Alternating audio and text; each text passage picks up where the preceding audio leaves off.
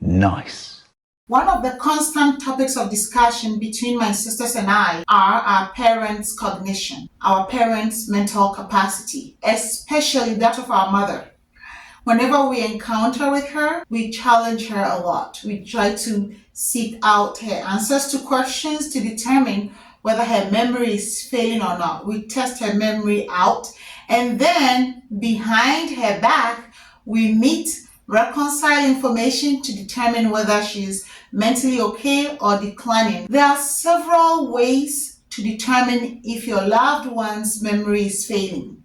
There are actually six domains to check whether your loved one's memory is failing. Because by the time you realize your loved one has dementia, it's 10, 15 years late already, and dementia is not curable. All the medications slows down the progression of the disease, but it doesn't cure it.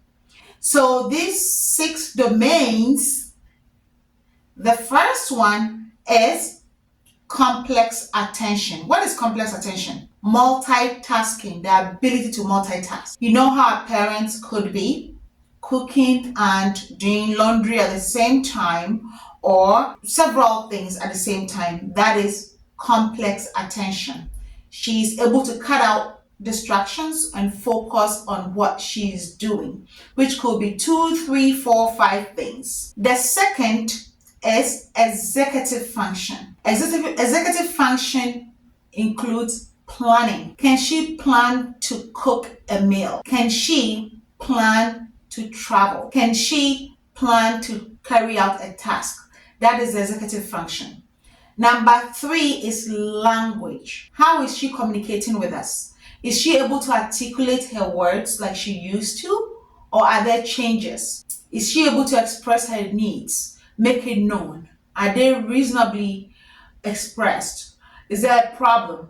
Number 4, learning and memory. Is she able to recollect things that have already happened, like historic things?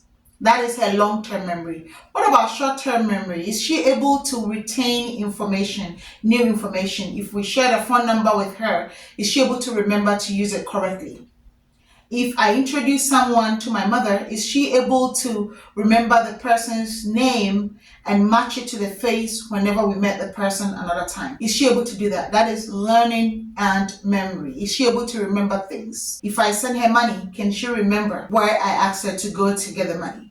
Things like that. The fifth thing, 5, is perceptual motor functioning. Is she able to walk? Is she able to sense her environment and act accordingly? If she needs to put on a jacket in the cold weather, is she able to know that? Or is she wearing something like this, like what I'm wearing in the winter? Those are perceptual motor functioning. Is she walking with her feet or trying to walk with her hands? Because when the memory is stolen by dementia, which of course is a cluster of cognitive impairment issues, which could be from untreated hypertension to Parkinson progressing. It could be anything. Is she able to do those functions?